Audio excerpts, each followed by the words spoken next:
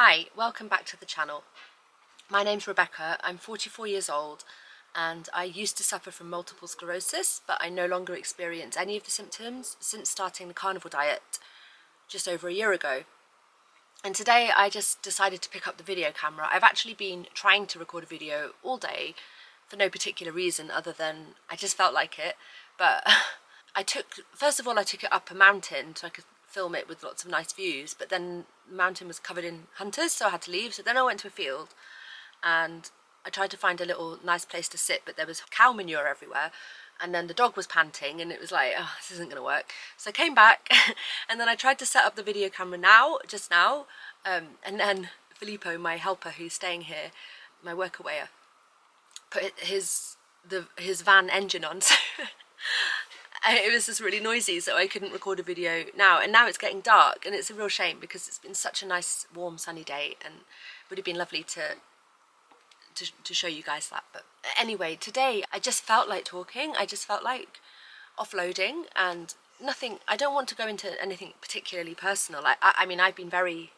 open about my personal life on this channel. I just happen to have a very lovely corner of the internet that feels very safe and supportive, so that's why I've allowed myself to do that. But I'm feeling quite reflective. I think, you know, the thing is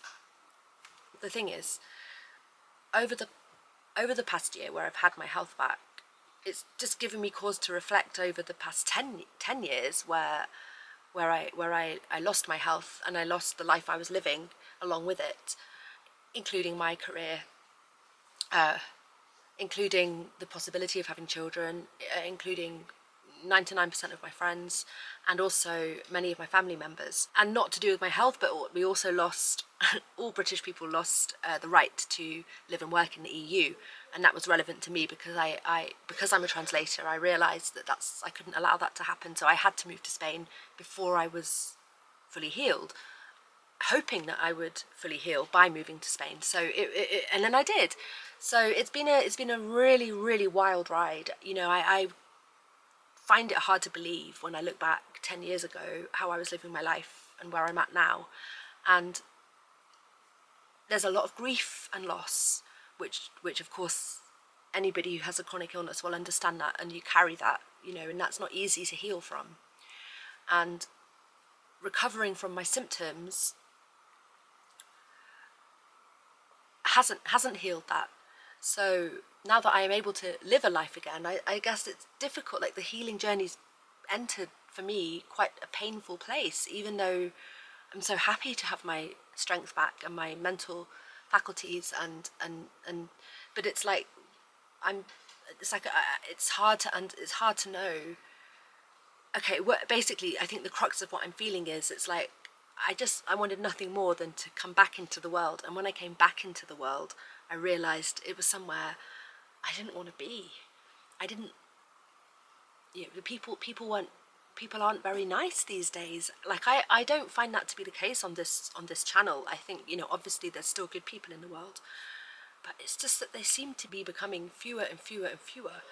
And it's not just individuals, it's institutions. You know, institutions cannot be trusted anymore. I mean, do I need to say the word safe and effective to let you guys know what I mean?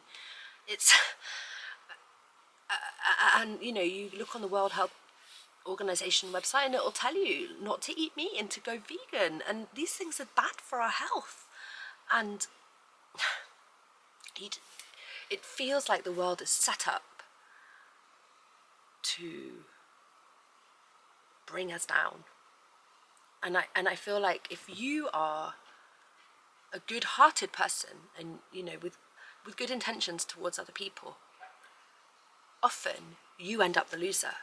You just make yourself vulnerable to being taken advantage of, accused, harassed, defamed, you name it. Well, I've experienced that. And the number of fake people out there is just crazy off the scale, because everything's so image oriented on social media. Now, I'm not saying anything you guys don't already know, but I guess I just feel hit by it since getting my health back. It just feels like sometimes I feel like, why would I bother? Why would I bother fighting for my health and my life? What is there now? Just a world full of fakery, and politics is theatre. Like, it doesn't mean anything, and it's just wars and weather manipulation and freaking pandemics and this, that, and the other, and it's bewildering. It's bewildering,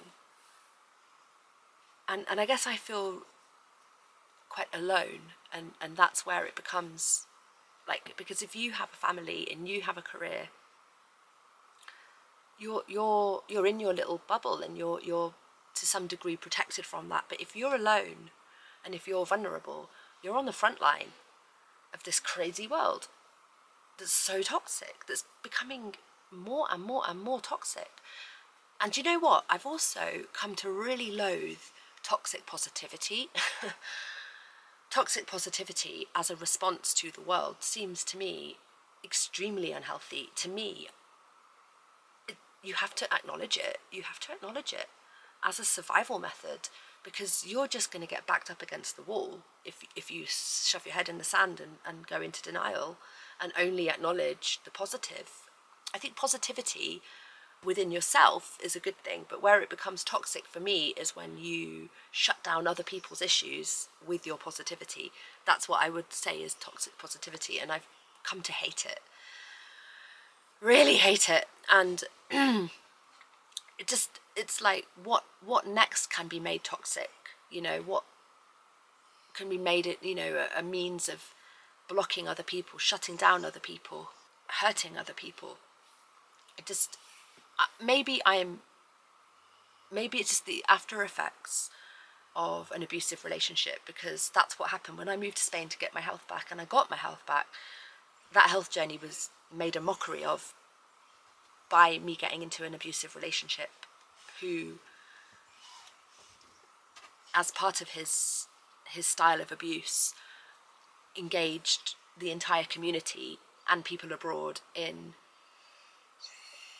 attacking me and accusing me, and to my dying day I'll not know why he felt the need to do that. It's left me in a place where my mental health has been up and down ever since, and that feels cruel because I was just getting my health back, and I'm somebody whose mental health, I seek happiness, I seek laughter and music and animals, and I have my coping mechanisms. I just coming up close and personal with a couple of narcissists has just made me realise just how freaking dangerous they are, but also how widespread they are. And they're fake. They're all fake. And they're on social media putting fake shit all over the place. That's why I never stalk anyone. I never, ever, ever stalk anyone, because what is the point? They're just putting up what they want other people to see. My current workaway, Filippo, when I first met him, the first time he came here, he spent the day here just to check out the place and see if it was a suitable placement for him with his van and his cat. And he didn't smile once that day, and it came up in conversation at the end. I was like, you don't actually smile? And he said, well, no, because there are so many fake people in this world. And I guess this is what I'm grappling with. I sometimes feel like I'm drowning, and that I'm among people of a different species entirely, and I don't know how to get, you reap what you sow. I've been sowing goodness, and I'm waiting to reap that goodness, and it just seems like you can't in this world, because it will find a way to twist it. I don't know. I'm in a really weird headspace, and it does help me to talk on my channel. I guess I just, you have to have your wits about you in this world, and God knows where we're heading. God knows where we're heading. Like, just on the topic of the carnivore diet alone, that's being taken from us. Your moral integrity is questioned now if you eat the right human nutrition. You're labelled as awful things if that doesn't bother me, because I don't need other people to approve my dietary choices, especially when it's my health's at stake. But it does feel like every single path you can go down in this world is a dead end, and I'm finding it harder and harder to find reasons to continue. the reason I continue is I have animals and they're dependent on me and I care about them and I would never abandon them. So I do continue every day. I get up and I sort out the animals, and cats, dogs and chickens, and I'm soon to be getting some donkeys. That's what I'm going to get next. And living in nature and being surrounded by nature. So it's like there's ways to survive this world, I think. But being human to me is like, at the moment, it's like a losing game. I find it really hard to understand what we're doing here, why we're here. And I guess, you know, something that makes me feel better within myself, because my mental health's been up and down ever since I left Asturias. Of course it has. You know, I'd be dead inside if it wasn't after what happened. I don't think there's any shame in that. What's the antidote to that? What's the cure for that? And for me, like, I find a lot of meaning and kind of power in looking into ancient civilizations, like really ancient civilizations, because, you know, we're much, much older as a civilization than we're told to. But everything, just like with everything else, it's all lies and manipulation and deception.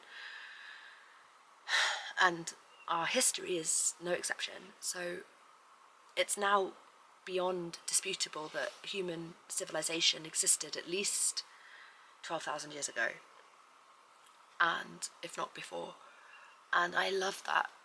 That's these alternative histories that are now becoming proven beyond doubt are my antidote to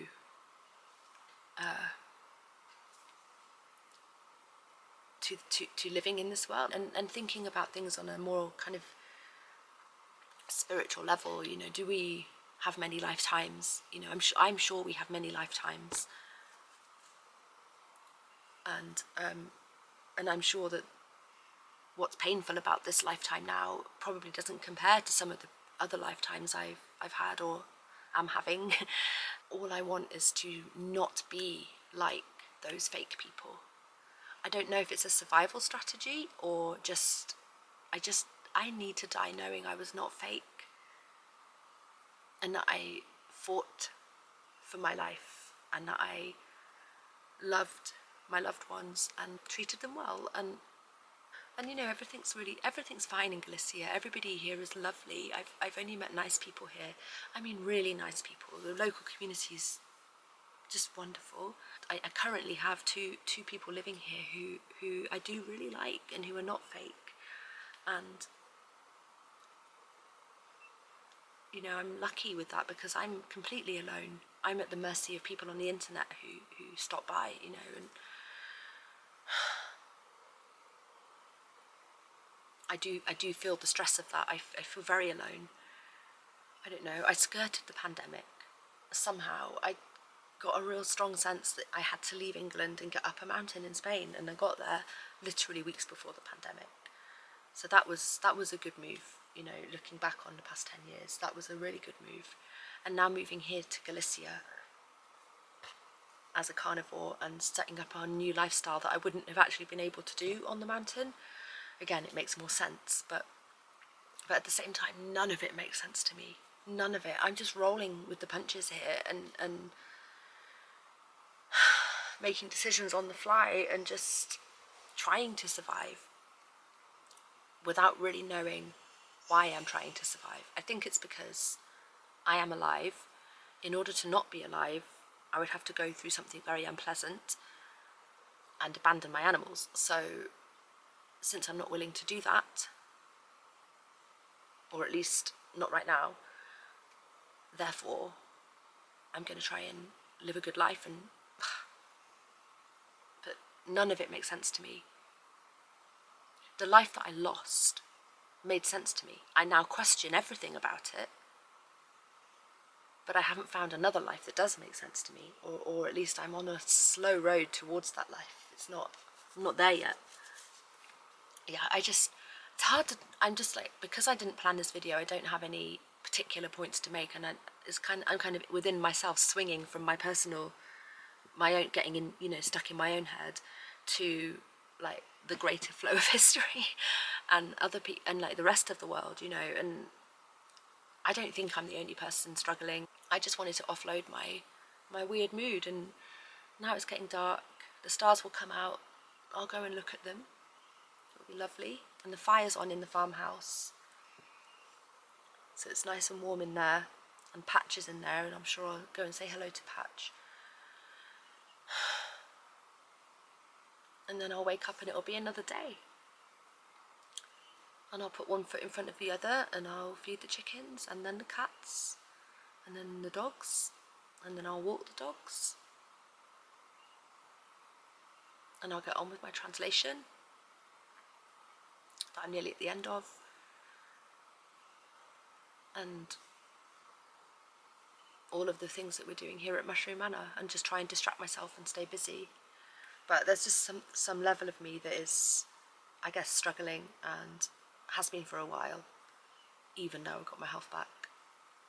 And that's hard to grasp. It's hard to grasp how I could have that, even though I've got my health back. But then it's because what I've lived through over the past 10 years has just been too much to process.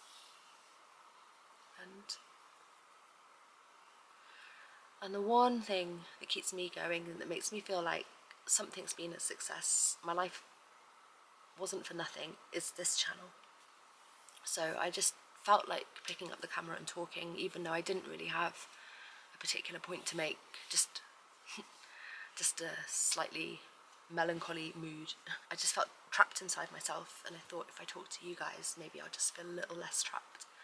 So yeah, I guess I'll just stop recording. I actually feel like I could sit here in front of the camera for the next 2 hours and just talk about nothing and everything. But that would make for an extremely boring video. So maybe I'll turn the camera off and talk to the dogs. But there you go, I don't know, weird mood. I guess, you know, life is always full of ups and downs, and a healing journey is very much like that. So, but I'll never not be grateful for recovering from my symptoms. But MS ruined my life. MS ruined my life, and I became extremely vulnerable. And that vulnerability led me to get into bad relationships, which were extremely harmful. But those relationships are representative of a world that has gone way too far, and just feels like somewhere really toxic. I guess all we can do is try and not contribute to that toxicity. Try and be the best people we can be. Honest, kind, and keep our wits about us and keep our critical thinking skills sharp, because otherwise we're going down. Anyway, so I think my next video is going to be about menopause and the carnivore diet. I've been thinking about this for a couple of weeks now, and thinking of doing a video on that. So I think, you know, I think that's what my next video is going to be about. So enough waffling and just random talk. Let me know how you survive in this toxic world. Okay, see you. Bye.